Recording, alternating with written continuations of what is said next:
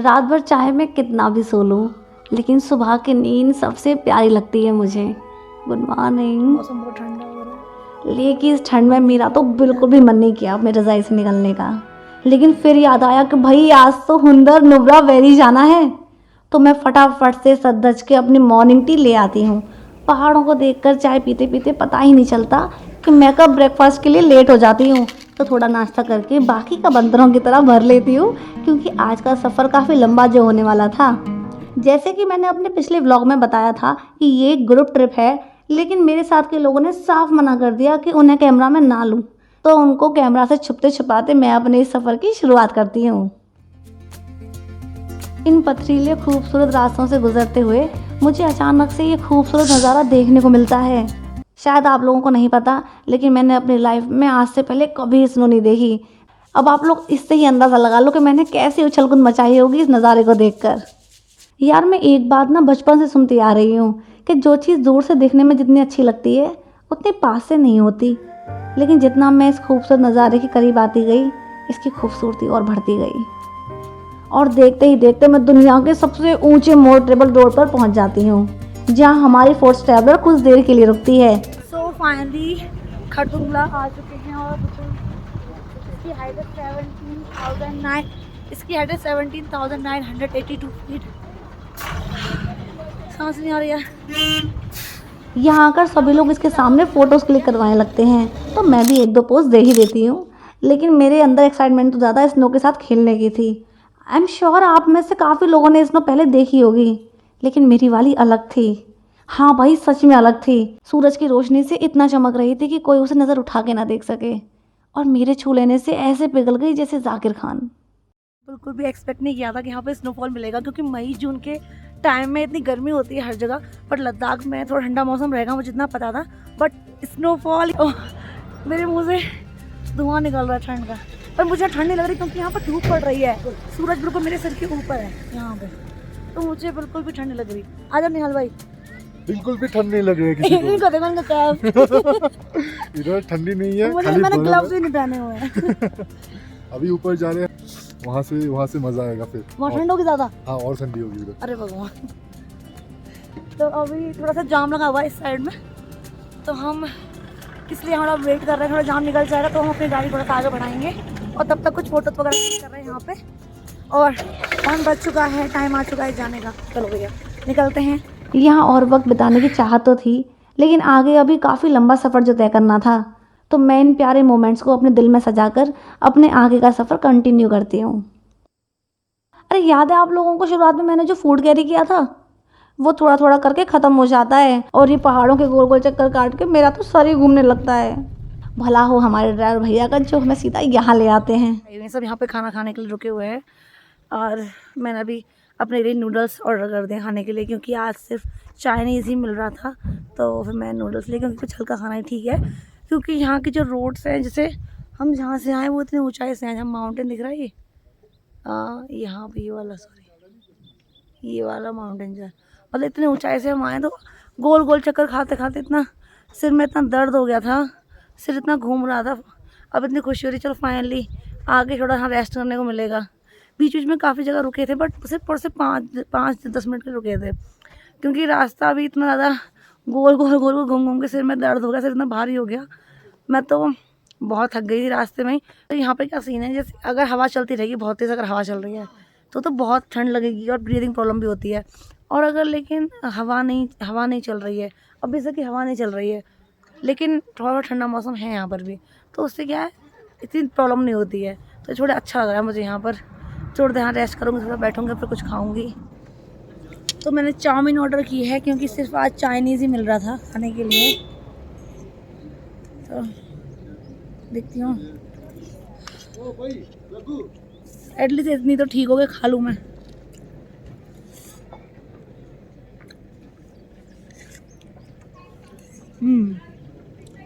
अच्छी है।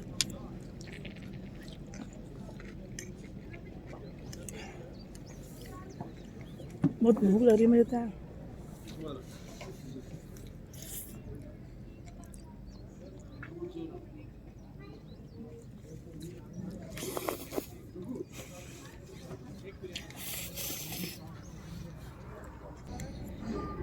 अभी मुझे सच बताओ तो बहुत भूख लग रही है, क्योंकि बहुत लंबा सफ़र तय करना पड़ता है खड़दुमला से यहाँ आने तक के लिए। भाई सर घूम जाता है ऐसे ही गोल गोल गोल गोल, तो सर इतना हेक्टिक रास्ता होता है कि मैं सच बताऊँ तो पहली बार ऐसा हुआ मेरे साथ में कि मैं मतलब मैंने व्यू नहीं देखा, मेरा सिर इतना घूम रहा था, मैं सो गई बस अपनी आंखें बंद करके। मेरा मन नहीं कर रहा था देखने का। पता है मैंने अभी तक फर्स्ट टाइम स्नोफॉल देखी। मैं इससे पहले कभी मतलब स्नोफॉल मैंने नहीं एंजॉय किया, और मैं जाती भी ट्रैवल करने, क्योंकि मुझे ना हमेशा रहता था कि रोड्स ब्लॉक हो जाते हैं स्नोफॉल की वजह से, तो मैं कभी नहीं जाती थी। लेकिन पहली बार ऐसा हो कि मैं मई के सीज़न में आई हूँ और यहाँ मुझे स्नोफॉल मिला, मैंने स्नोफॉल इंजॉय किया और रोड्स भी कोई ब्लॉक नहीं थे। अमेजिंग। भाई बहुत भूख लगती है, थोड़ा सा खाने फोकस करती हूँ मैं। खाना खाने के बाद हमारे अंदर की एनर्जी देखकर हमारे प्यारे ड्राइवर भैया हमें ये थ्रिलिंग एडवेंचर के लिए ले आते हैं। अब यहाँ मेरे को ये हेलमेट पहनना नहीं आ रहा होता है।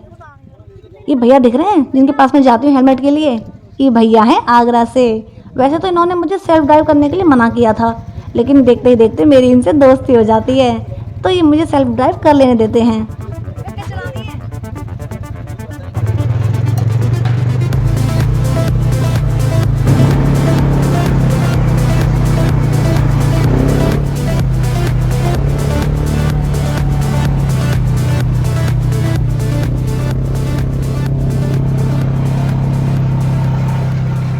कुछ देर ड्राइव करने देने के बाद ये मुझे पीछे बैठने को बोलते हैं, क्योंकि अब शुरू होना था असली खेल। क्या आपको सामने बालू का टीला दिख रहा है? इसमें साफ नहीं है, फोटो में दिखाती हूँ। अब दिखा? जब ये बालू का टीला आने वाला था ना, भैया ने फुल स्पीड में एटीवी दौड़ा दी। फिर क्या, मैं और भैया हवा में, गड्डी नीचे, मैं और भैया हवा में। ऐसा नहीं था कि मैंने ये रिकॉर्ड करने की कोशिश नहीं की, लेकिन क्या ये इतना आसान था? मैं ये एडवेंचर भरा एक्सपीरियंस लेने के बाद धीरे धीरे एटीवी ड्राइव करके ले आती हूँ। भैया को टाटा बाय बाय करके सफ़र का मज़ा लेते हुए मैं आ जाती हूँ दिस्कित मोनेस्ट्री। मैं यहाँ आ तो जाती हूँ, लेकिन मेरा बिल्कुल भी मन नहीं करता अंदर जाने का, क्योंकि उससे पहले मुझे ये नज़ारा जब दिख जाता है। पहाड़ों के बीच बसा हुआ गाँव है शायद ये। इतनी ऊंचाई से इस गाँव को देखकर लगता है जैसे वक्त थम सा गया हो। यहाँ बस मैं काफ़ी देर तक बिना कुछ किए ऐसे ही बैठी रहती हूँ, और कब यहाँ 1 घंटा गुजर भी जाता है पता ही नहीं चलता। अब जिसके लिए सुबह से ट्रेवल कर रहे हैं, अपनी उस डेस्टिनेशन भी तो जाना था। हुंदर नुब्रा वैली उन डेस्टिनेशन में से एक है जो सफ़र से भी ज़्यादा खूबसूरत होती हैं। यहाँ पहुँचने से पहले ही इसकी खूबसूरती दूर से ही दिखनी शुरू हो गई थी।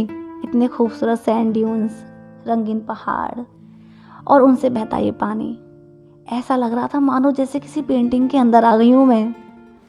लेकिन कुछ देर बाद इस जगह से भी जाने का वक्त आ जाता है, लेकिन मैं यहाँ थोड़ी और देर रुकना चाहती थी, इसलिए मैं अपने कैब ड्राइवर भैया को मेरे बिना ही डेस्टिनेशन पॉइंट पर जाने को कह देती हूँ, और मैं पानी के किनारे आकर बैठ जाती हूँ। पहाड़ों से आती ठंडी हवा और पानी की ये आवाज़ मेरे सारे स्ट्रेस को दूर कर देती है। लेकिन अचानक से मुझे कुछ जानवरों की आवाज़ सुनाई देती है, तो मैं उनकी आवाज़ को फॉलो करते करते पहुँच जाती हूँ उस जगह पर जहाँ बहुत सारे बैक्टीरियन कैमल्स होते हैं। तो मैं भी बाकियों की तरह 300 रुपये की टिकट लेकर पहुँच जाती हूँ उनकी सवारी करने, क्योंकि इन बैक्टीरियन कैमल्स के बारे में मैंने बहुत सालों पहले पढ़ा था, और इन्हें मंगोलियन कैमल्स भी कहते हैं, क्योंकि असल में ये इंडिया के ऊँट नहीं बल्कि मंगोलिया के हैं। कैसे, बताती हूँ।